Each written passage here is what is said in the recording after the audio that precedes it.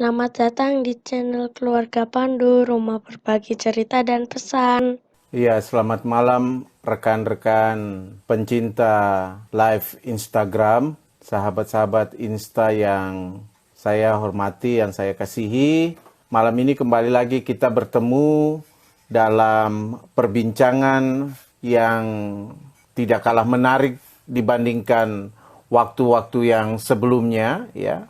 Malam ini kita akan berbicara tentang perkawinan dan perceraian dalam tradisi Yahudi. Kita masih menunggu Pak Leo masuk.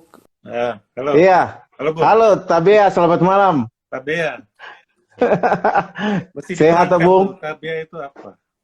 Iya, itu salam orang-orang dari negeri Raja-Raja Timur. Ah, Salam perjumpaan orang-orang dari negeri Raja-Raja di Timur. Tabea. Iya, Tabea, malam baik. Iya, Malam sehat baik. toh, Bung? Sehat, Bung? Sehat. Terima kasih, Bung. Bagaimana, Bung? Sehat, iya. Iya, senang di tengah-tengah kesibukan Bung Leo mau memberikan kesempatan untuk kita ngobrol-ngobrol terkait dengan tema yang rasanya menarik ini, ya, karena beberapa teman mengajak berdiskusi tentang topik ini, tapi saya katakan mungkin lebih baik kita ngobrol dengan ahlinya, dan dengan pakarnya. Iya. Malu dibilang ahli itu saya malu. Oh, dibilang ahli malu. Ya, pokoknya orang yang studinya berkaitan dengan hal itulah, gitu kan? Iya, tentang perkawinan dan perceraian dalam tradisi Yahudi, iya. Nah, pertanyaan-pertanyaan dan diskusi-diskusi ini muncul terkait dengan, ya, katakanlah pernyataan Pak Ahok dalam diskusinya di live IG beberapa waktu yang lalu dengan Bung Andi Noya, ya. Pada waktu itu Pak Ahok ditanya berkaitan dengan perceraian dan dia sharing sedikit tentang cerita riwayat hidupnya. Lalu dari narasi yang disampaikan oleh Pak Ahok itu muncul pernyataan yang dihubungkan dengan Rasul Paulus dan juga Yesus, yang kata Pak Ahok, Paulus itu sebenarnya dia juga menikah, gitu kan? Tapi lalu kemudian dia bercerai, ya. Pak Ahok itu merujuk pada apa yang dikatakan di dalam 1 Korintus 7 ayat 15, gitu kan?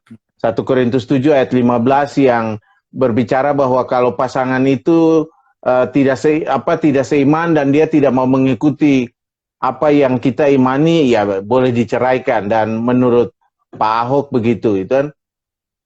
Tapi lalu juga Pak Ahok mengatakan bahwa ya memang dalam tradisi Yahudi laki-laki itu yang akan jadi imam itu dia harus menikah, gitu kan. Sehingga muncul lagi pernyataan yang lain bahwa Tuhan Yesus atau Yesus itu kalau tidak meninggal pada usia 33 tahun, ya, atau Pak Ahok bilang 33 setengah, gitu kan. Kalau hidup sampai dengan 40 tahun, ya pasti Yesus juga akan menikah. Nah, pernyataan ini membuat mereka yang mengikuti diskusi Pak Ahok dengan Bung Andi Noya ini lalu bertanya-tanya apakah betul nih pernyataan-pernyataan semacam ini. Nah, karena itu saya merasa, wah, ini lebih baik ngundang yang studinya langsung berkaitan dengan masalah-masalah keyahudian, kita bisa bertanya di sana. Iya, nah, terima kasih buat teman-teman yang sudah bergabung dalam percakapan malam ini. Ya, nanti kalau ada pertanyaan silakan saja teman-teman tuliskan di dalam ya di IG ini, nanti saya akan sampaikan ke Pak Leo untuk kita bahas lebih lanjut. Tapi saya punya beberapa pertanyaan yang saya sudah siapkan ini supaya betul-betul kita bisa membahas materi ini dengan baik. Nah, saya mulai dengan pertanyaan Pak Leo. Sebenarnya pada usia berapa orang Yahudi itu menikah? Ada yang kawin muda atau ada yang kawin tua begitu enggak? Sebenarnya pada usia berapa?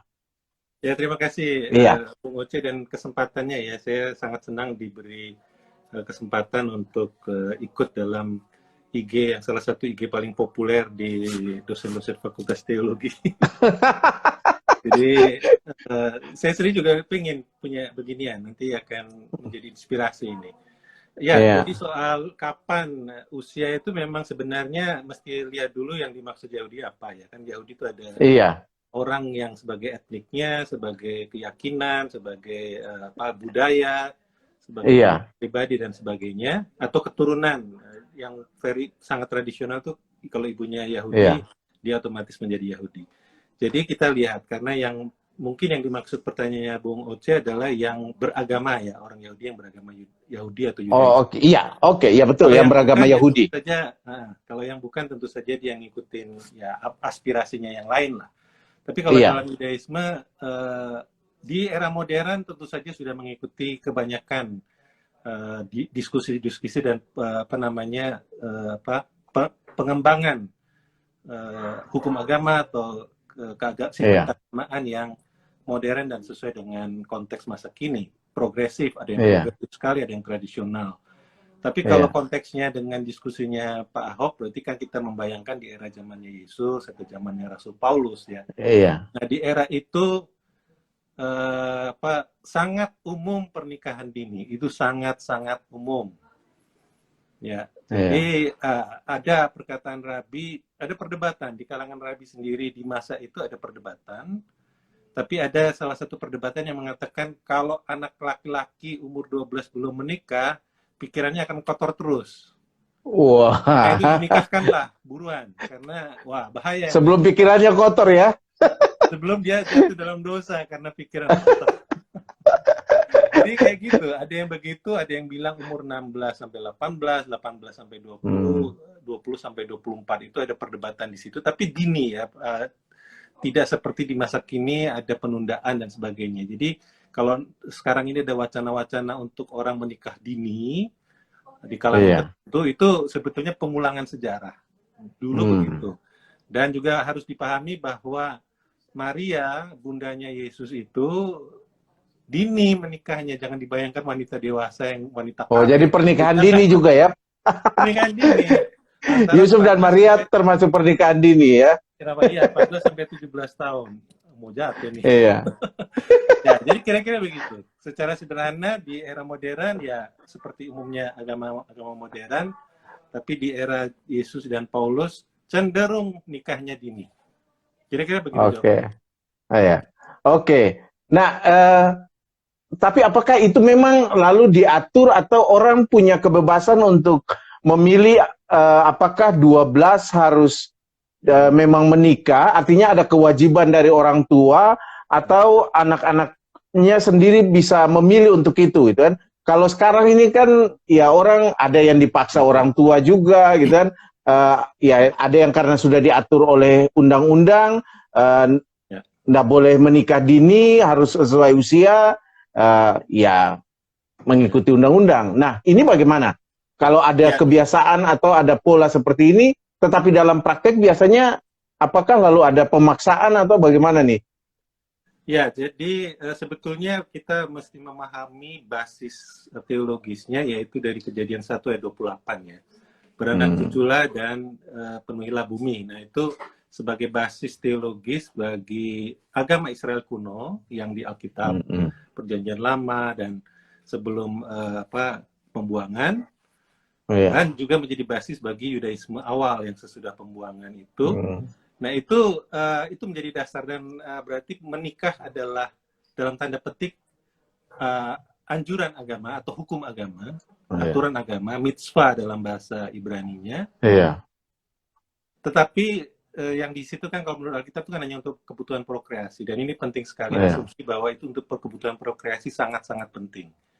Karena setelah itu pengembangannya di dalam agama Yahudi juga ada menikah karena rekreasi, karena kasih, karena bentuk realisasi kasih Allah kepada manusia dan kasih manusia kepada Allah.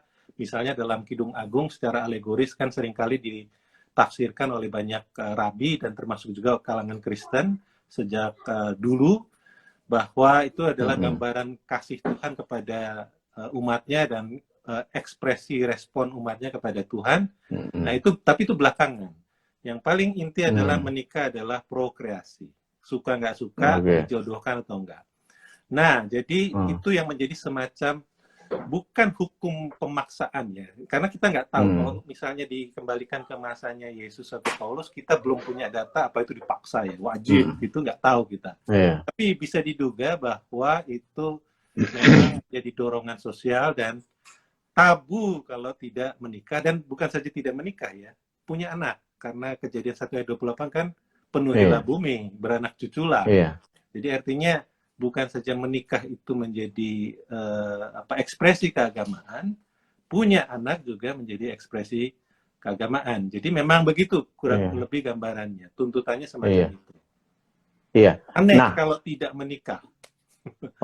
Nah, tapi bagaimana memahami pernikahan itu? Karena ada kan yang juga diskusi-diskusi yang dikaitkan dengan melihat relasi Maria dan Yusuf misalnya, yang dikatakan bahwa belum sampai pada, atau dikatakan begini, mereka kan baru bertunangan, gitu kan? Tetapi ada yang mengatakan bahwa pertunangan itu sudah bisa dianggap sama seperti perkawinan saat ini atau pernikahan saat ini, sehingga bisa juga diceraikan gitu. Nah, apa begitu dalam tradisi Yahudi masa itu seperti itu?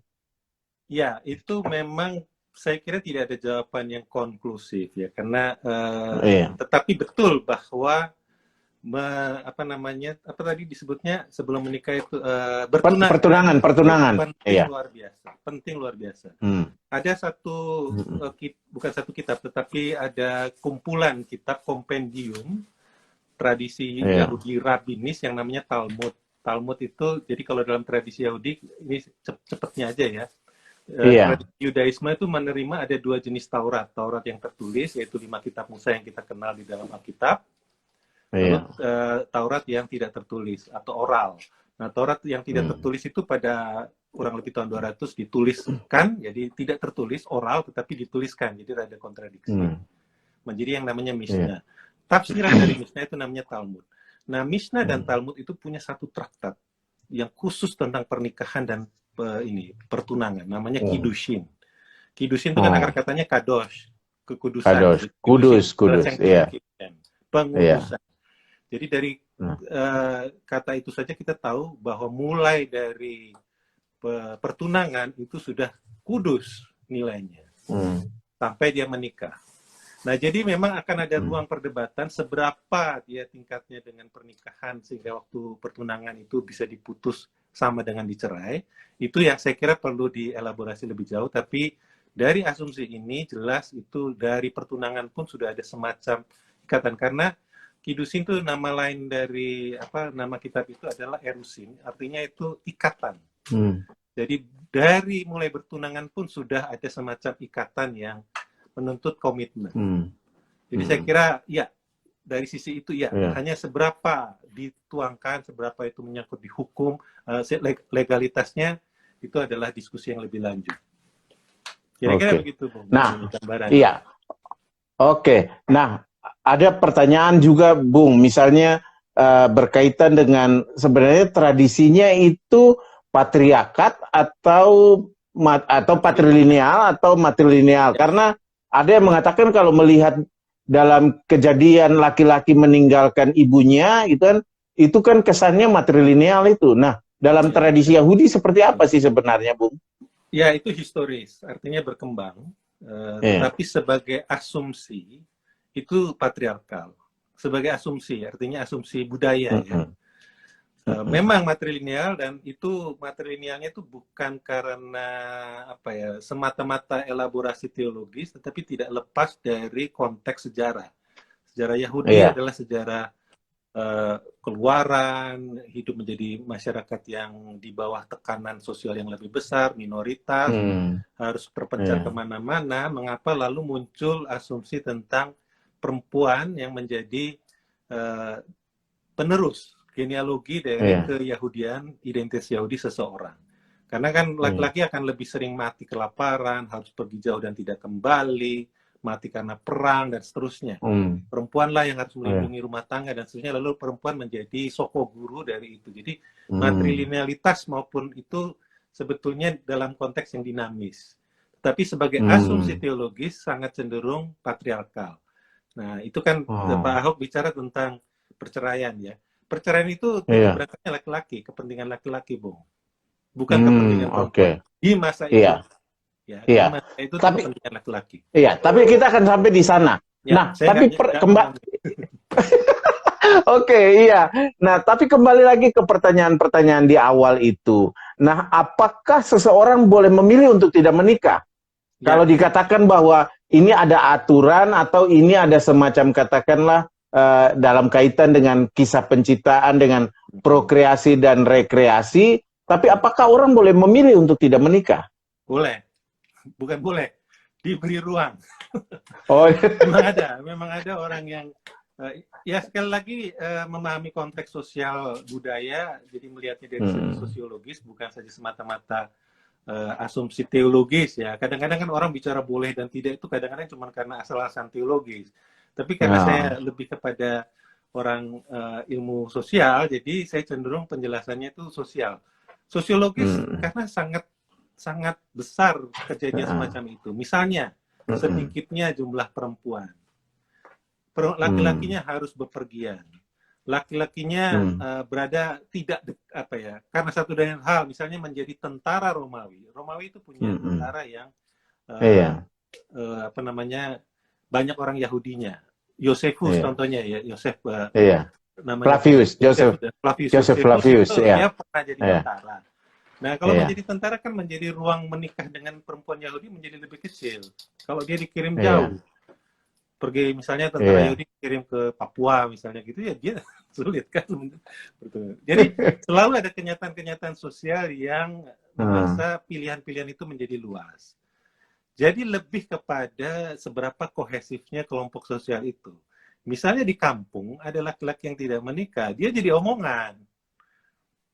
Ya dia tidak akan dikeluarkan dari ini, tidak akan dikeluarkan. Nah, kayak Yesus itu saya bisa duga dia menjadi omongan. Itu yang pertama. Yang kedua, memang ada aliran di dalam Yudaisme pada masa Yesus, tidak di masa kemudian, tetapi di masa Yesus, yang memang tidak menganggap pertama menikah itu penting, yang kedua tujuan tertinggi dari spiritualitas adalah tidak menikah. Nah, itu jadi semacam kelompok pendukung serlibat begitu. Betul, ya. Ya, saya ya kira-kira begitulah. Ada semacam persatuan jomblo Israel atau gimana? Jomblo Israel. Kira-kira begitulah. Atau paguyupan jomblois, para jomblois itu memang ada. Nah, itu gaungnya muncul dalam Injil, dalam surat Paulus dan dalam Kitab Wahyu 14 itu bilang tentang ketika anak Allah itu datang, berbahagialah mereka ya. Ini saya parafrase ya. Nah, saya mesti baca. Di parafrasenya itu berbahagialah mereka yang didapati tidak menajiskan diri dengan perempuan dan seperti perawan. Partenoi dalam bahasa Yunaninya. Yohanes Pembaptis tidak menikah, Yesus tidak menikah. Paulus dalam tradisi juga tidak menikah. Nanti kita diskusikan. Nanti kita diskusikan. Ya. Tapi ada begitu. Orang-orang Eseni tidak menganggap menikah itu penting. Orang-orang Terapute di orang-orang Yahudi di Mesir menganggap kalaupun harus menikah itu tadi hanya untuk prokreasi. Dan itu muncul dalam kata-katanya Yesus.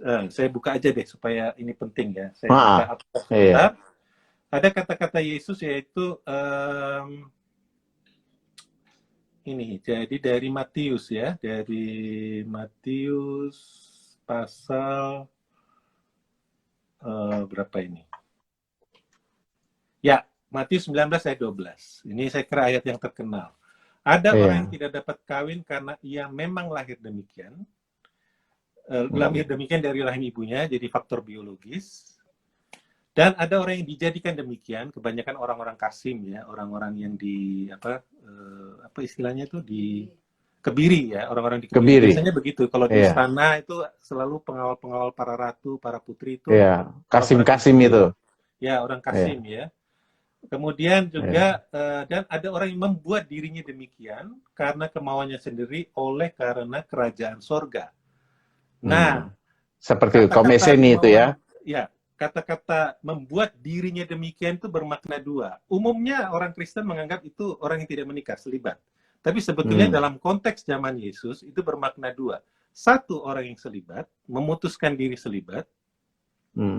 Yang kedua adalah orang yang tetap menikah tapi semata-mata alasan prokreasi. Itu pun disebut membuatnya demikian, yaitu tidak menikah dalam arti itu. Jadi artinya kita mesti memahami konteksnya. Tetapi sesudah kehancuran Bait Allah kedua tahun 70 dan kekalahan pemberontakan Yahudi tahun 135, jadi kira-kira 1 abad sesudah Yesus, muncullah dari kalangan Farisi yang disebut dengan Yudaisme Rabbinis, selibat sangat-sangat tidak di-endorse. Jadi bukan saja lagi alasan sosial, tapi sekarang ada alasan teologis. Itu sangat tidak di-endorse. Tapi di zaman Yesus masih banyak, ada banyak orang Yahudi yang karena alasan-alasan tertentu tidak menikah. Jadi ada pilihannya pada zaman itu. Nah, sekarang kita mulai masuk pada kaitan-kaitan dengan apa yang tadi di awal disampaikan. Nah, apakah itu berarti kalau seseorang ada di dalam sebuah lembaga agama seperti Sanhedrin, gitu kan? Dia ini kan menjadi, katakanlah menjadi semacam contoh, menjadi figur masyarakat, gitu. Nah, apakah dia wajib untuk menikah sesuai dengan aturan Yahudi? Ya, itu saya kira topik disertasi yang menarik itu, Bung. Kalau ada yang mau tulis skripsi soal itu, saya nggak punya data. Sejauh yang saya tahu, tidak punya data. Tapi kembali kepada asumsi-asumsi sosiologis, asumsi-asumsi teologis yang disebut sebelumnya, ada sangat besar kemungkinannya orang-orang di Sanhedrin menikah semua. Karena public figure, justru karena mereka public figure, ada kemungkinan begitu. Karena yang disebut dengan tekanan sosial itu kan bukan melulu masyarakat Yahudi, tapi juga pemerintah Romawi yang menjadi penjajah pada masa itu, budaya Helenis pada masa itu. Jadi ada dinamika di situ. Menjadi menikah itu seakan-akan pada titik tertentu dan bagi orang Yahudi tertentu adalah semacam kritik terhadap kecenderungan selibat di kalangan orang Yunani. Di kalangan Yunani itu kan kelompok-kelompok seperti stoicisme itu kan memang tidak mendorong orang menikah. Kalaupun menikah ya sudah hanya untuk punya anak. Nah itu pengaruh itu kan juga beredar di kalangan Yahudi. Nah bayangkan kalau institusi Yahudi itu kok sama aja seperti institusi yang non-Yahudi, ya dalam hal ini saya menduga, ini dugaan saja, nggak bisa dibuktikan secara langsung. Dalam sejarah itu kan ada yang namanya argumentum ex silentio, argumentasi yang dibangun dari keterbatasan data. Tapi lalu berdasarkan circumstantial evidence dalam bahasa Inggris, dikira-kira kemungkinan sih begitu. Itu dugaan saya begitu. Jadi kemungkinan orang-orang di Sanhedrin itu menikah. 71 orang itu. Jadi Nah, saya tanyakan ini atau saya sampaikan ini juga karena dalam pemahaman saya dan juga berdasarkan beberapa sumber yang saya baca, Sanhedrin ini kan tidak melulu jabatan agamis, tapi ini kan juga politis, gitu kan? Sehingga ada yang mengatakan bahwa karena dia bukan melulu jabatan agamis, hanya menjadi berbau agama saja, tetapi ini juga politis, karena berkaitan dengan kedudukan orang Yahudi pada waktu itu, gitu kan, yang juga ingin punya otonomi dalam masyarakat, gitu, punya lembaga pengadilan, sehingga sebenarnya juga ada yang mengatakan, ya kalau dia juga punya sisi politis, ya sebenarnya tidak ada kewajiban itu, kecuali kalau dia menjadi satu-satunya lembaga yang hanya punya unsur agama, tidak punya unsur politis, itu mungkin bisa dimengerti. Tetapi karena dia juga punya sisi politis, dan bahkan ada orang yang dipilih untuk ada di sana bukan semata-mata karena kemampuan intelektual agamanya, tetapi kedudukan politisnya di dalam lingkungan orang Yahudi, sehingga ya belum tentu juga bahwa semua orang itu diwajibkan atau diharuskan menikah. Menurut Bung bagaimana? Ya, saya kira itu topik yang sangat menarik. Itu betul-betul ide untuk topik skripsi bolehlah, atau S2 itu boleh. Itu saya kira bagus juga untuk dilihat hubungan politis, lembaga struktur politik dan pernikahan. Ya, saya belum bisa menjawab secara langsung, tetapi bahwa Sanhedrin itu politis, iya sekali. Iyanya pakai banget. Karena dalam catatan yang saya baca-baca begitu, berkali-kali dipakai untuk kepentingan politik, untuk menjatuhkan lawan politiknya Herodes. Ya, dia pakai Sanhedrin. Dan kita juga tahu Sanhedrin itu dimanfaatkan ya, ini kata-kata ini agak rawan karena orang-orang Yahudi akan bisa marah. Bahwa Sanhedrin itu juga dimanfaatkan oleh kayak seperti prokonsulnya, seperti si Pontius Pilatus untuk justifikasi. Atau sebaliknya, kalau bahasa demonstran dikooptasi gitu ya? Dikooptasi, saling mengkooptasi. Oh, oke. Saling mengkooptasi, karena dua-duanya ini. Karena jadi begini, Sanhedrin untuk beberapa kasus dimanfaatkan atau fatwanya itu dipakai untuk menenangkan ketegangan sosial. Nah, Romawi sendiri tidak mencampuri urusan agama. Dan mengapa Sanhedrin hidup? Pokoknya kalau ada apa-apa silakan urus aja sama Sanhedrin. Tetapi dalam kondisi-kondisi tertentu Sanhedrin itu memposisikan diri, mungkin tidak secara langsung, memposisikan diri untuk menenangkan gejolak. Nah, Yesus itu kan salah satu tokoh yang menimbulkan gejolak. Jadi kita tidak tahu persis apakah memang 100% ada pengadilan Sanhedrin terhadap Yesus, karena yang kita lihat itu kan catatan Injil kan hanya di Pontius Pilatus. Dia dihadapkan mahkamah, tetapi keputusan terakhir kan rupanya ada di Pontius Pilatus. Jadi kelihatannya ada pertarungan, ada politik lah, aspek politik yang kuat sekali di situ. Jadi itu ya. Nah, dalam kaitan dengan perkawinan, ya itu tadi, saya tidak punya jawaban langsung.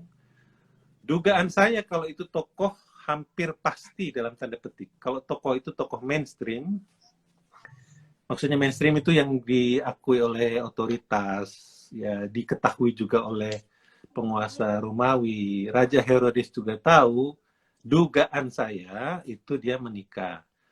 Kalau isu menikah itu sangat penting, menikah tidak menikah sangat penting, rasa-rasanya tokoh-tokoh semacam itu akan dicatat oleh misalnya Flavius Josephus. Ada tokoh A yang anggota Sanhedrin, nomor anggota 13270, angkatan tahun 2017, gitu-gitu lah angkatan ini. Itu tidak menikah gitu. Nah, itu kemungkinan akan dicatat. Tapi sekali lagi saya nggak punya kepastian soal itu. Apakah mereka betul menikah atau tidak. Nah, begitu, Bu.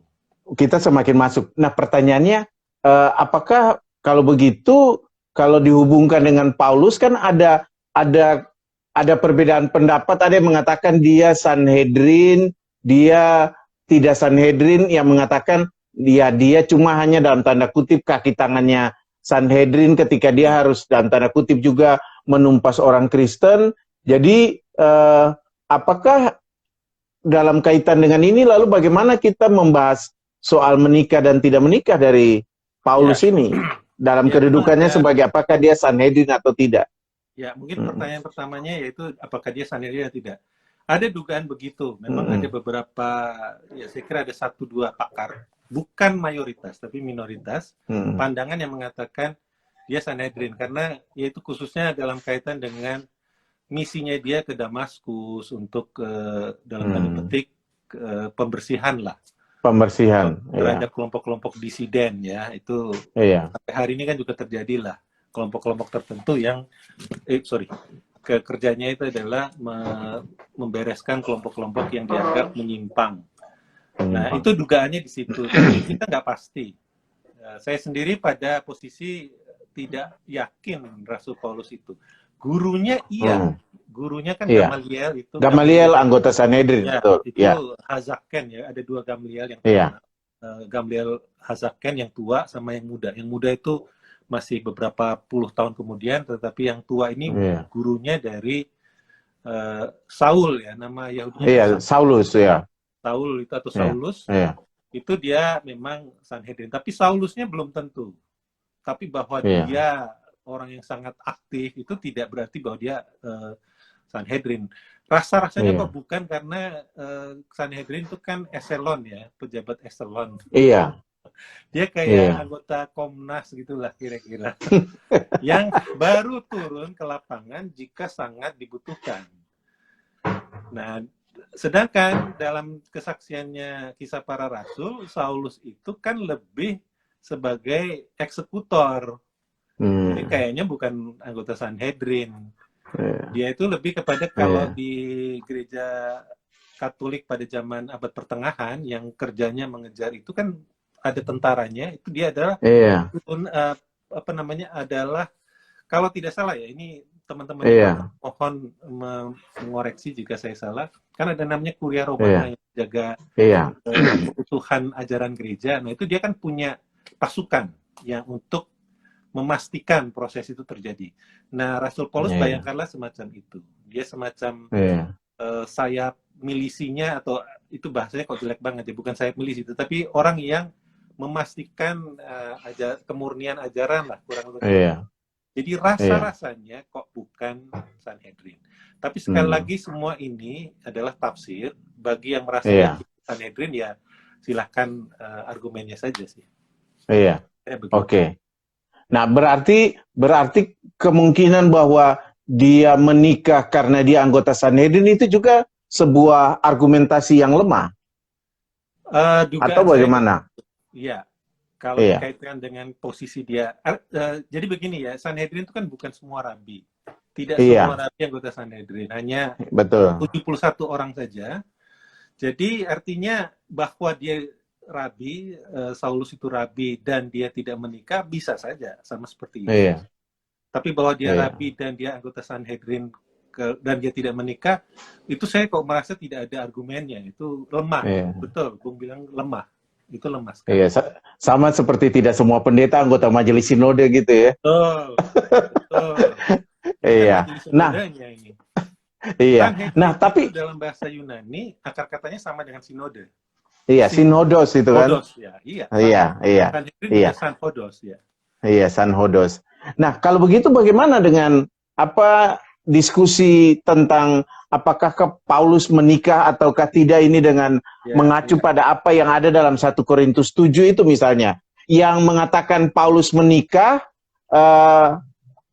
seperti orang seperti Ahok ini mengacu pada 1 Korintus 7 ayat 15 yang lalu mengatakan lalu kemudian dia bercerai. Tapi yang mengatakan Paulus tidak menikah mengacu pada 1 Korintus 7 ayat 8 yang mana mengatakan Paulus sendiri mengatakan janda-janda dan mereka yang tidak menikah ya sudah ikuti teladan aku saja itu kan, yang lalu ditafsirkan ya teladan aku atau seperti aku itu ya udah tidak menikah begitu. Nah, gimana menurut Bung? Menarik sekali, dua-duanya bisa benar. Nah, oke. Ini biar menarik ya, jadi dibikin ada intriknya gitu. Iya. Jadi pertama begini, kalau misalnya ya ternyata kita menemukan bukti bahwa Paulus menikah, saya sama sekali tidak terganggu. Karena itu tadi, memang konteks sosial pada masa itu sangat endorse pada laki-laki itu menikah, bahkan dini. Iya. Itu bahkan sedini mungkin. Nah, bagi yang menganut bahwa Paulus itu tidak menikah, ya juga dari 1 Korintus 7. Ya mengatakan menikah, ya juga dari 1 Korintus 7. Ini menarik. Jadi 1 Korintus 7 bisa dipakai untuk argumen dua-duanya.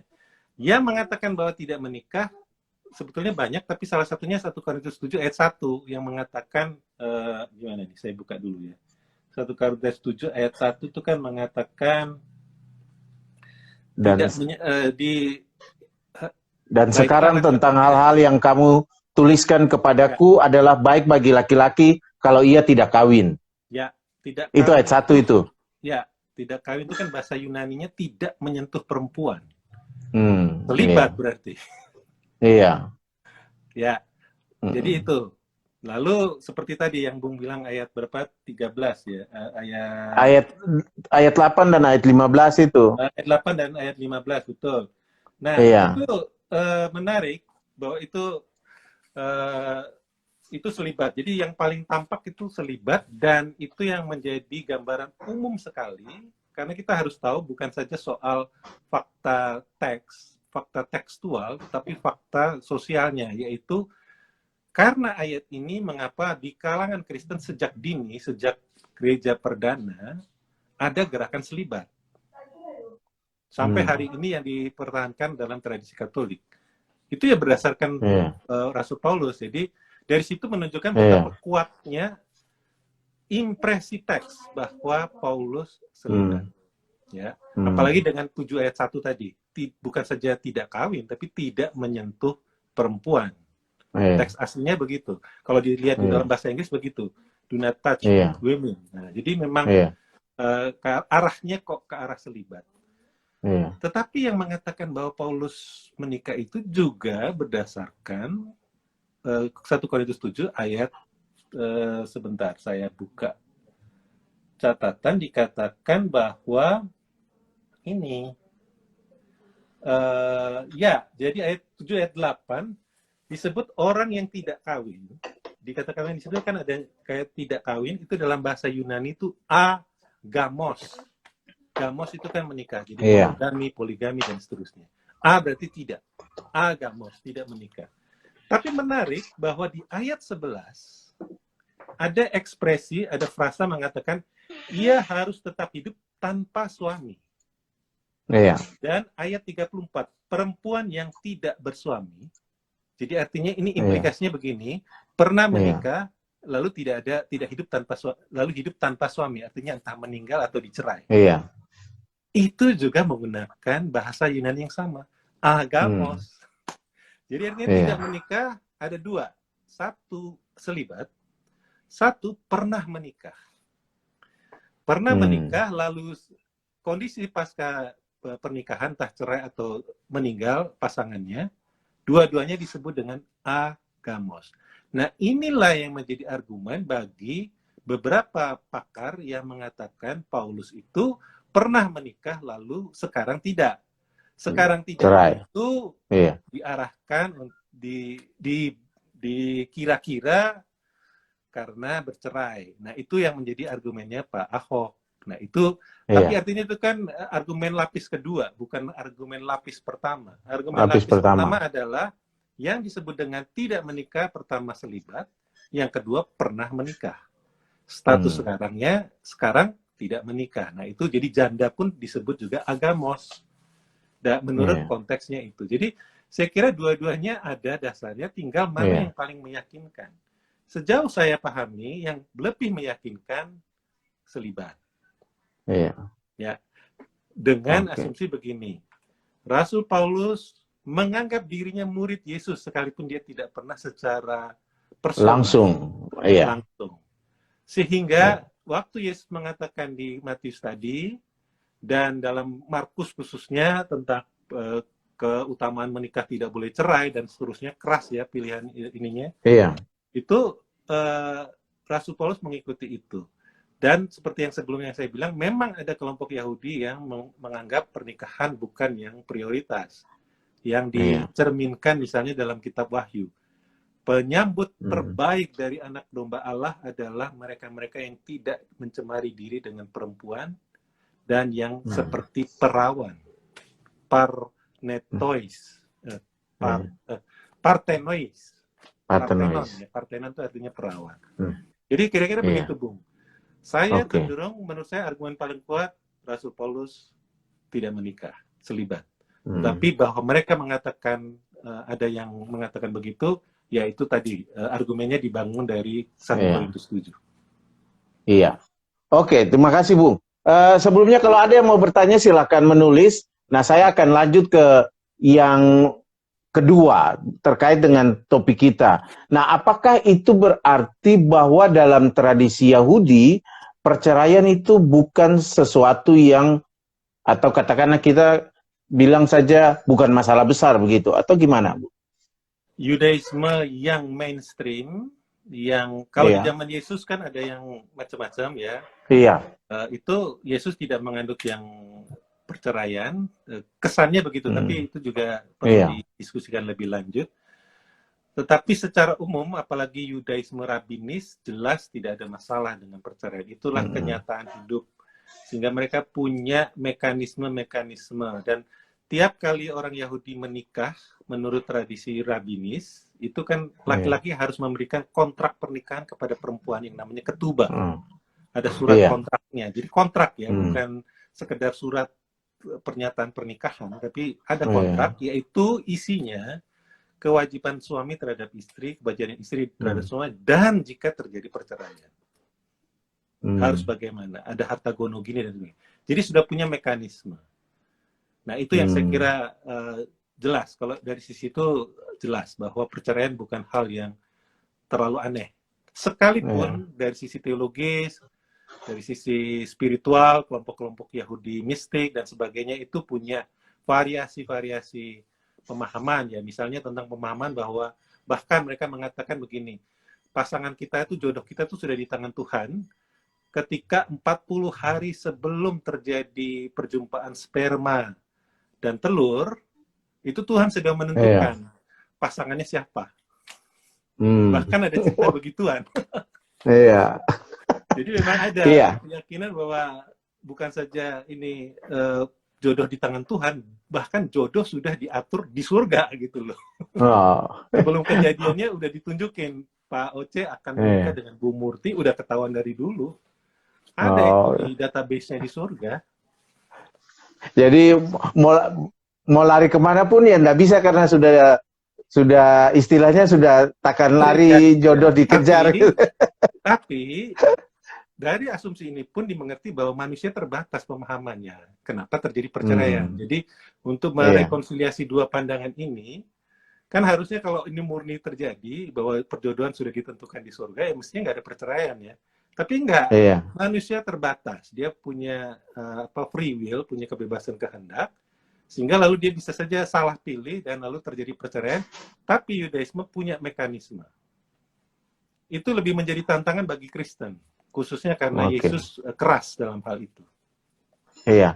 Bung, ini ada yang nanya nih, Daniel Aribowo tanya, apakah itu berarti bahwa Yesus menganut paham Syamai tentang perceraian ini? Iya. Jadi ada dua, di zaman Yesus ada dua rabi besar, Hillel dan Syamai. Di satu sisi Yesus sangat kedekat dengan Hillel. Sangat longgar, selalu misalnya kayak hubungan Yesus dengan perempuan yang ditolak sosial, ya, pelacur dan sebagainya, itu kurang lebih ngikutin Hillel. Tapi dalam hal perceraian ngikutin Syamai, benar. Jadi ada yang sangat keras dalam soal perceraian, tapi itu mewakili Yudaisme zaman Yesus. Sesudah itu Yudaisme rabinis, mereka mengembangkan mekanisme, karena, mengapa begitu? Karena Yudaisme rabinis adalah Yudaisme yang untuk melayani kepentingan orang Yahudi yang dalam konteks penjajahan bangsa lain atau dalam konteks diaspora. Nah, konteks diaspora itu menyebabkan segala kemungkinan terjadi. Sehingga mereka harus siap dengan mekanisme-mekanisme. Menikah dipaksa, menikah karena tekanan kelompok yang lebih besar, mayoritas, harus dicerai dan sebagainya. Harus dicerai karena misalnya, contoh ya, ada aturan yang namanya aguna. Jadi kalau perempuan ditinggal pergi, suaminya berdagang, misalnya ke luar negeri, lalu terjadi pandemi dan nggak bisa pulang, lalu tidak ada kabar selama 10 tahun, istri ini kan jadi gantung sekali, dia tidak bisa mewariskan, dia tidak bisa terima warisan, tidak bisa menikah lagi dan sebagainya. Lalu intervensi rabi ada, yaitu dibuatkan surat cerai dengan argumen yang sangat kuat bahwa katakanlah suamimu sudah meninggal di negeri orang. Nah, mekanisme-mekanisme seperti itu tidak dipertimbangkan oleh Syamai. Karena Syamai hidup di Palestina. Hidup dalam lingkungan yang seluruhnya orang Yahudi. Kurang lebih begitu dengan asumsinya Yesus. Jadi mengapa tafsir harus selalu kreatif ya dengan dinamikanya? Kira-kira begitu, Bu. Iya. Iya. Nah, ini lalu ada yang tanya lagi nih berkaitan dengan tadi Pak Leo tanya Bung Leo katakan tentang soal sperma yang justru sudah ditentukan antara sperma dan sel telur itu. Lalu ini bertanya dari Mas Dani Simanjuntak, nanya kalau begitu kenapa masih harus ada perceraian lagi kalau jodoh saja sudah diatur dari sperma dan sel telur, kok masih ada perceraian lagi? Ya, oke. Jadi kita perlu melihat dengan begini. Yudaisme itu mengenal dua aspek yang sangat kuat, yang dalam hal ini sangat dekat dengan Islam, atau Islam sangat dekat dengan Yudaisme. Yaitu ada yang namanya aspek agada. Agada itu hal-hal yang bersifat non-hukum. Jadi cerita, homiletika, perumpamaan, itu semua agada. Jangan agada ini dianggap sebagai hukum. Lalu ada aspek yang namanya hukum. Kalau di Taurat, misalnya kitab Imamat, itu nyaris sebagian besar adalah halakha, ya, namanya dalam bahasa Ibrani itu halakha, yaitu hukum. Nah, cerita tadi itu termasuk agada, bukan hukum. Itu cocok untuk khotbah pernikahan. Nanti Bung juga bisa cerita dalam khotbah pernikahan besok-besok kalau memberkati. Ada cerita Yahudi. Nah, itu cocok untuk membangun etos pernikahan. Tapi di sisi lain, itulah mengapa ada hukum. Di sisi lain, Yudaisme juga adalah agama yang sangat realistik. Yaitu tadi, karena kondisinya diaspora, kondisinya berhadapan dengan budaya yang berbeda, multikulturalisme, perpindahan agama, konversi, dan sebagainya, mengapa lalu selalu harus dibuatkan mekanisme-mekanisme. Nah, kalaupun ternyata perjodohan di surga itu kok nggak kelihatan perwujudannya, nah halakha siap. Ini aturannya. Kalau Anda harus bercerai, ini dipenuhi. Jadi begitu kira-kira. Itu berbeda dengan Kristen. Kristen seringkali yang namanya teologis menjadi tager dan dipegang teguh melebihi teologi di baliknya. Kan seringkali begitu. Tapi kalau di Yudaisme itu jelas, yang agada itu ya untuk bisa membangun etos, idealisme, kayak begitulah. Artinya bahwa orang tidak semata-mata hanya mengacu pada apa yang teologis tanpa juga punya hikmat dengan konteks di mana seseorang berada gitu ya. Iya. Nah, ini ada pertanyaan berikutnya lagi dari Aaron Ginting. Apakah, karena tadi kita bicara tentang perkawinan hanya sebagai prokreasi, kan? Nah, ada yang bertanya, Aaron bertanya, kira-kira masa di mana Yesus ada, itu ada nggak orang hidup itu ya berhubungan bahkan sampai punya anak tapi tanpa label pernikahan, gitu. Jadi lebih hanya pada prokreasi. Ada sekali, karena mungkin tidak di daerah pedesaan ya, mungkin. Tentu yang agak ortodoks begitu ya mungkin ya. Yang agak tradisional itu mungkin tidak. Tetapi kita harus tahu Yerusalem itu kota multikultural. Terus Tiberias, kota pelabuhan itu adalah kota yang sangat multikultural. Lalu Kaisarea itu multikultural. Artinya orang Yahudi bergaul dengan non-Yahudi. Ya, banyak juga yang pacaran dengan yang non-Yahudi atau pacaran dengan sesama Yahudi tetapi tidak direstui orang tua. Cerita-cerita sinetron tuh udah terjadi di masa itu. Jadi itu banyak dan maka ada respon rabi terhadap itu. Nah, punya anak di luar pernikahan itu sekali lagi itu pada umumnya. Ini karena menyangkut hukum ya. Jadi saya salah satu faktor yang kurang yang harus selalu belajar tuh tentang hukum Yahudi. Saya lebih banyak soal sejarah dan filsafat. Kebanyakan pada umumnya anak yang seperti itu tidak dianggap sebagai anak haram. Tapi kalau dari perempuan ada kemungkinan, kalau tidak salah begitu. Ini tolong Bang Aron jangan diterima dulu, tolong nanti beri waktu saya atau nanti Bang Aron juga bisa cari lebih jauh. Itu tidak, itu menjadi masalah. Ada anak haram tuh kalau tidak salah, atau begini, titik berangkatnya itu laki-laki, Pak Bung Oce. Jadi Iya. yang disebut dengan berzina itu kalau perempuan melakukan Iya. hubungan dengan bukan suaminya. Bukan Laki-laki suami. selama tidak berhubungan dengan istri orang, itu dia tidak dianggap Iya. berzina. Iya. Iya. Jadi bahkan saya kira bahkan kalaupun punya anak, asal dia laki-laki gitu loh, yang melakukannya itu laki-laki. Karena sangat patriarkal. Dan juga ini tidak dianggap juga tidak dianggap sebagai ahli waris. Kayaknya tetap kalau dari laki-laki. Oh. Detil-detil hukumnya saya mesti cari tahu lagi. Tetapi asumsi dasarnya itu berbasis laki-laki. Kira-kira begitu. Oke. Iya. Ya. Nah, masih terkait dengan ini Pak Yoses Reson ini ya, Pendeta Yoses ini Reson. Tanya Pak Leo, bagaimana dengan tradisi poligami? Apakah juga ada karena alasan prokreasi, karena pasangan misalnya mandul, atau ya tidak memberikan memberikan keturunan ya, tapi tidak mau menceraikan. Nah, apakah dimungkinkan juga untuk poligami ini? Poligami juga ada dua hal. Poligami itu normatif dan historis. Dari sisi historis ya, sejak zaman Alkitab kita mengetahui tokoh-tokoh yang punya istri banyak ya. Dan elit ya, bukan jadi Raja Daud punya berapa istri? Raja Daud itu kan punya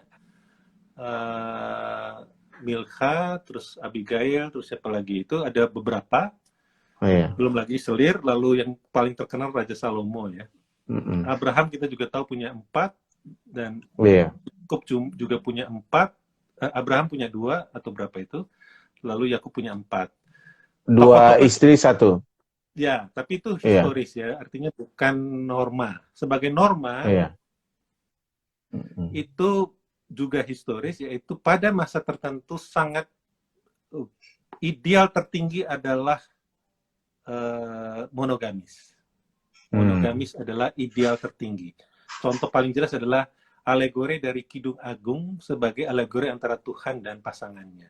Dan itu yang menjadi gambaran yang dipakai oleh Rasul Paulus. Rasul Paulus memakai alegori itu. Alegori itu kan paling kuat pada Kidung Agung. Kidung Agung kan sebetulnya kisah percintaan. Tapi oleh para rabi itu dikonversi, ditransformasi menjadi gambaran kasih antara Tuhan dan umatnya, umat Israel, yang lalu ditransformasi oleh Rasul Paulus menjadi umat baru, ya, yang juga menyangkut non-Yahudi. Nah, jadi idealnya secara normatif selalu pasangan laki-laki dan perempuan, dan ini monogamis. Tetapi ada rabi-rabi tertentu, khususnya pada waktu belakangan sekali ketika Islam muncul dan menguasai sebagian besar Timur Tengah dan Afrika Utara, rabi-rabi di daerah itu mengizinkan dalam tanda petik untuk poligami karena kondisi sosial. Begini, mengapa begitu? Diizinkan karena misalnya kan orang Yahudinya minoritas. Iya. Lalu bisa saja ada seorang, dan sangat mungkin terjadi laki-laki sang suami meninggal, lalu hilang, dan akibatnya perempuan ini sendiri tanpa perlindungan. Iya. Nah, itu supaya komunitas itu tetap aman dan si perempuan ini tidak diambil oleh orang lain yang di luar Yahudi, maka dikawinilah oleh laki-laki lain yang sudah beristri dalam rangka untuk ini. Kurang lebih alasannya mirip dengan dalam Islam lah, kurang lagi begitu. Jadi jadi bukan soal dia cantik sekali gitu, tapi alasan untuk mempertahankan keutuhan komunitas.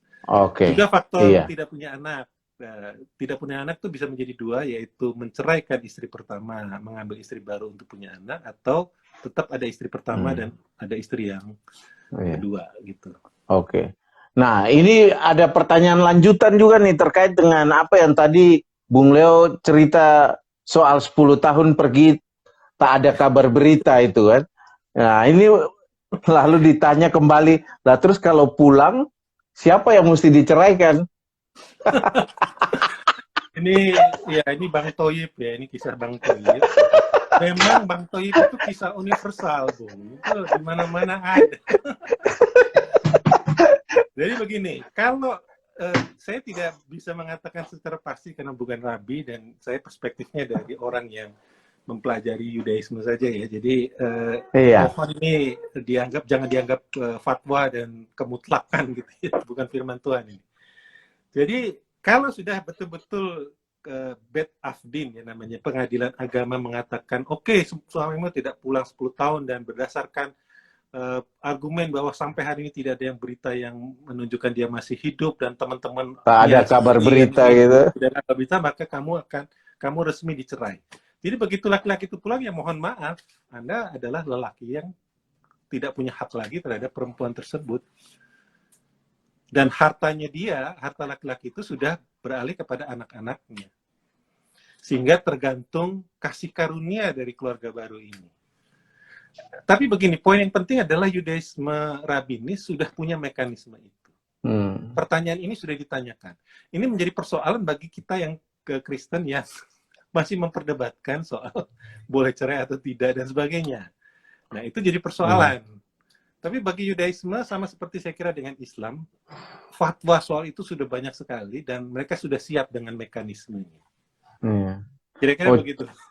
Ya, cerita itu saya punya cerita juga tuh, ada kenal warga gereja yang sudah sepuh, itu punya pengalaman yang sama tuh. Suaminya pergi perang, jadi pada masa revolusi dulu lah. Suaminya pergi perang, lama sekali tidak kembali, akhirnya istrinya menikah. Sudah menikah, sudah punya anak, tahu-tahu suaminya kembali, ya udah direlakan saja, gitu kan?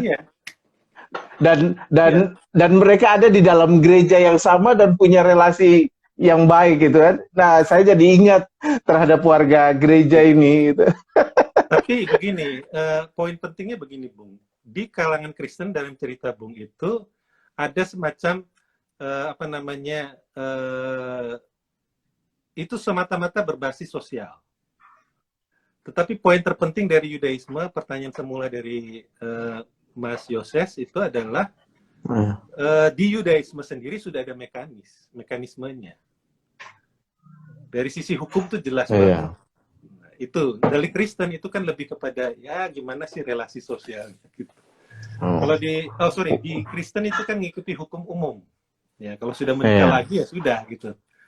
Tapi kalau yang di Yudaisme jelas mekanismenya ada. Kalau sekian lama ada nama kategorinya aguna ya namanya. Aguna itu adalah yang digantung pernikahannya. Dan apakah dalam perkembangan selanjutnya orang yang bercerai itu ada aturan untuk bagaimana dia menikah kembali?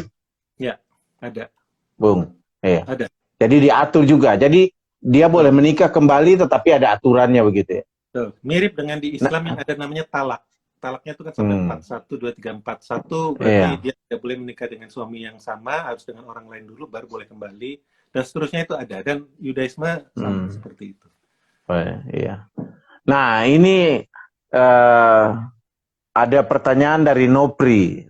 Nopri tidak mau hanya orang bertanya tentang poligami. Nah dia tanya ada jejak poliandri enggak? Iya.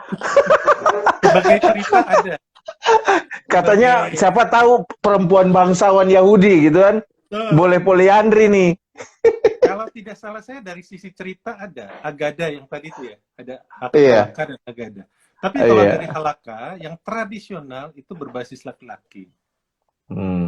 Iya, mohon maaf, asik ngobrol, nggak tahu kalau waktunya sudah 1 jam sehingga secara otomatis terpotong pembicaraannya oleh Instagram. Jadi saya harus masuk kembali dan menunggu Pak Leo untuk kembali masuk dan melanjutkan percakapan kami. Ya, kita kena aturan halakahnya IG ini. Asik ngobrol lupa 1 jam putus. Oke. Iya. Belum dipuaskan ini ya. Iya, udah masuk dia duluan untuk nunggu jawaban. Ya, jadi begitu, Nopri. Tapi begini, kalau di Yudaisme modern itu sudah jauh lebih rileks. Cuman memang saya kira begini, poliandri lebih kepada persoalan kepatutan kepatutan publik ya. Saya nggak tahu tentang diskusi poliandri secara spesifik. Saya pernah tahu saja cerita Yahudi yang soal itu, tapi saya harus cek lagi apakah itu Iya. dia atau bukan. Hanya dari segi halakah hanya mengatur soal poligami, bukan poligami ya istilahnya, poligini ya. Jadi Iya. menikah lebih dari satu pasangan. Nah, itu diatur. Saya kira poliandri pernah dibicarakan, hanya saya tidak tahu bagaimana fatwa persisnya gitu ya. Iya. Oke, gitu. Jadi iya. Oke. Nah, jadi sebenarnya apa yang paling memberatkan ketika orang mau bercerai, Bung? Dalam aturan itu apa yang sebenarnya paling memberatkan? Ya, Sehingga mungkin membuat orang juga sulit untuk bercerai. Ataukah aturannya memang sengaja dipermudah? Tidak dipermudah, tapi mungkin begini, dua hal. Satu, di zaman Yesus Paulus itu kita sudah tahu bahwa ada aliran yang seperti Yesus yang keras sekali, yang syamai, dan Yesus itu menganggap bahwa perceraian itu merusak gambar ilahi dan merusak tatanan. Tetapi juga ini ya tadi soal kondisi sosial yang memaksa ya. Jadi kalau dari sisi yang ideal, Syamai dan Yesus bisa jadi karena konteksnya Palestina di kalangan Yahudi saja, sementara Yudaisme Rabinis harus berhadapan dengan kondisi Yahudi yang beragam, sehingga perceraian selalu menjadi salah satu pilihan. Tidak selalu menjadi pilihan utama, tetapi selalu ada alasannya. Karena persyaratannya berat, terutama karena kontrak pernikahannya itu jelas betul. Jadi kalau tidak mampu, ya jangan menceraikan. Kalau tidak mampu menghidupi, selama mantan istrinya belum menikah lagi, ketubah bisa memasukkan klausul selama belum menemukan suami baru, dia harus ditanggung oleh mantan suaminya. Nah, itu kan menunjukkan harus ada kesiapan. Jadi bukan soal bersenang-senang saja dapat istri baru gitu ya. Tapi ada faktor-faktor lain yang membatasi dan membuat orang harus pikir panjang. Jadi saya kira sih begitu ya. Dan itu cara itu yang membuat Yudaisme Rabini sampai hari ini, Yudaisme yang beragam itu alirannya selalu bisa merespon pada perubahan zaman. Saya kira begitu. Nah, penjelasan Pak Leo atau Bung Leo sudah cukup jelas, tapi mungkin ini ada yang masih pingin klarifikasi. Nanyanya begini, sejauh analisa berkaitan dengan budaya keyakinan Yahudi kepada Tuhan, sebenarnya perceraian yang dimaksud itu perceraian jasmani dan rohani atau hanya perceraian jasmani saja? Ya, perceraian itu relasional, relasi antar pasangan ya. Jadi kalau dari sisi hukum tidak senantiasa eksplisit soal spiritualitas dan sebagainya. Salah satu tokoh ya Yahudi, ini bicara tentang Yudaisme modern, bukan di zaman Yesus. Salah satu tokoh Yahudi itu, saya lupa namanya, entah Martin Buber atau Abraham Joshua Heschel, itu adalah anak dari orang tua yang bercerai. Tapi toh menghasilkan keluarga baru yang rupanya bagus gitu ya. Atau dalam skema jodoh sudah di surga itu, akhirnya menemukan jodoh yang memang sudah ditentukan dari surga gitu. Jadi ada elemen itu. Tapi itu biasanya di aspek konselingnya ya. Siapa yang bertanya tadi? Nah, itu di aspek Solin Sahala. Nah, ya Solin Sahala. Jadi itu di aspek konselingnya. Kalau hukum kan agak dingin. Anda mau mencerai, ya ini sudah ada aturannya, dan kembali ke ketubah. Kontrak pernikahannya bilang apa? Dah itu saja. Tapi bagaimana itu adalah perpisahan secara jiwa dan sebagainya, itu lebih kepada aspek teologis, konseling yang itu setelah atau pra perceraian, pembicaraan pastoral pra perceraian. Nah, itu akan disampaikan, kamu betul-betul mau berpisah gitu ya, kayak begitulah. Tapi saya kira I- dari sisi ini itu tidak unik ya, Yudaisme sama sekali tidak unik. Itu kan hmm, gereja-gereja pun harus berhadapan dengan hal yang sama. Harus ada oke, penggembalaan dulu dan sebagainya. iya, Jadi dalam hal ini tidak unik. Yang saya bisa sampaikan adalah posisi hukumnya jelas banget karena sudah tahu dari awal itu bisa terjadi, hidup di dunia yang sangat rumit, pasti bisa terjadi hubungan antar suami istri sekalipun dijodohkan di surga rumit, nggak ada yang gampangan. Menikah itu tidak ada yang gampang. Jadi itu sudah ada mekanismenya. Itu yang saya kira lebih menonjol Yudaisme dibanding kekristenan secara umum. Kekristenan itu perdebatan perceraian itu kan panjang dan mekanismenya dari satu gereja ke gereja lain itu beda-beda. Bahkan sebetulnya banyak gereja yang tidak endorse sama sekali sehingga ketika terjadi persoalan itu tidak mampu merespon dengan cepat. Intinya cuma siasat gereja, udah gitu aja. Itu kan banyak terjadi seperti itu. Sehingga lalu menimbulkan kepahitan dan sebagainya. Hal semacam itu lebih minimal di kalangan Yudaisme sejauh yang saya tahu. Saya waktu belajar menyelesaikan S3, saya hidup di tengah mereka di Los Angeles itu, bicara bercerai itu biasa banget dan saya bertemu banyak pasangan yang sudah pernah bercerai dan mereka enjoy karena akhirnya menemukan pasangan yang lebih tepat. Jadi sebetulnya di kalangan mereka itu aman. Hanya di kalangan Kristen yang menjadi persoalan. Iya. Oke, Pak Leo, nah sadar kita sudah 1 jam berbicara. Nah, saya ingin menegaskan bagian akhir ini dikaitkan dengan apa yang menjadi topik kita berkaitan dengan Paulus dan Yesus itu. Nah, dengan mengutip apa yang dikatakan di dalam Matius yang tadi Pak Leo sampaikan di awal, juga dikaitkan dengan Markus. Nah, apakah itu berarti kita bisa menyimpulkan, maksud saya minta pendapatnya Pak Leo ini, kita bisa menyimpulkan bahwa tidak bisa dipastikan bahwa ya Yesus pasti akan menikah kalau dia sampai pada usia 40, wong lewat 12 saja kan seharusnya dia sudah harus menikah gitu kan. Bagaimana menurut Bung Leo? Saya kira ya ya ini semua kan sekali lagi argumentum ex silentio. Argumennya tidak bisa dibuktikan dalam data sejarah. Tetapi rasanya sangat kuat bahwa Yesus sudah melewati umur 20, dia sudah dibully di sekolah, di kampungnya. Dan dia sudah melewati proses itu secara spiritual ya. Sudah ada kematangan. Dan saya mau mengutip satu kata-kata dari Rabi yang bisa membantu kita mengerti mengapa di titik Yesus sudah no return, tidak ada jalan balik untuk lalu kembali lagi untuk menikah karena dia sudah melewati sebuah proses yang lebih panjang. Jadi rasanya bukan argumen dari Pak Ahok itu kurang akurat bahwa Yesus pun kalau didorong sampai umur 40 dia harus menikah. Tidak, karena umur 40 itu lain lagi isunya.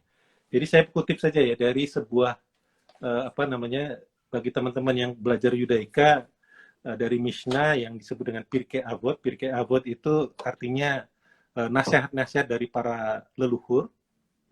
Itu mengatakan begini, salah seorang rabi mengatakan begini, umur 5 tahun adalah umur anak-anak untuk belajar firman Tuhan. Ya, umur 10 tahun belajar Mishnah, yaitu tadi Taurat yang tidak tertulis, Taurat lisan tetapi yang dituliskan, Mishnah. Umur 13 belajar menjadi pelaku firman. 5 tahun belajar firman, umur 10 tahun belajar Taurat lisan, umur 13 pelaku firman. Itu kan namanya di umur 13 itu kan akil balik, mereka kan disebut dengan kok jadi lupa istilahnya itu, kalau kita kan baptis CD, kalau kita disebut dengan CD, kalau di tradisi Yahudi itu disebut dengan bar mitzvah, ya bar mitzvah.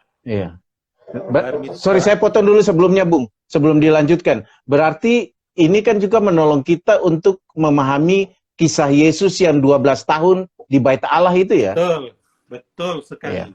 Dalam konteks Yudaisme masa itu sangat kena dengan itu. Jadi di momen 12 tahun itulah dia menjadi pelaku firman, belajar menjadi pelaku firman. Dia menjadi bar mitzvah dan seterusnya. Lalu umur 15 belajar tafsir Taurat lisan yang disebut dengan Talmud. Ini Pirkei Avot itu kan belakangan sesudah zamannya Yesus, tapi mewakili gambaran di zamannya Yesus juga. Umur 18 menikah, Ini berarti dia mewakili satu versi. Rabi ini mewakili versi yang umur 18 sudah harus menikah. Umur 20 mengejar panggilan hidupnya. Entah menjadi dosen, menjadi pengusaha, menjadi aktivis, menjadi apalah. Apa yang dia inginkan itu di umur 20 setelah menikah. Jadi harus menikah dulu baru mengejar panggilan hidupnya. Umur 30 menjadi orang, menjadi otoritas, ya, menjadi ayah, menjadi pemimpin dan sebagainya, itu umur 30. Nah, umur 40 merenungkan hidup. Mempelajari hidup ini. Itu sebabnya mengapa dalam banyak kasus di dalam tradisi Yudaisme orang-orang melakukan olah batin, olah spiritualitas menjadi mistik itu biasanya di umur 40. Mengapa? Karena umur 40 orang itu sudah tahu segala asam garamnya dunia ini, tahu apa yang namanya pernikahan, tahu harus membesarkan anak, tahu harus belajar firman Tuhan, tahu harus ini dan itu.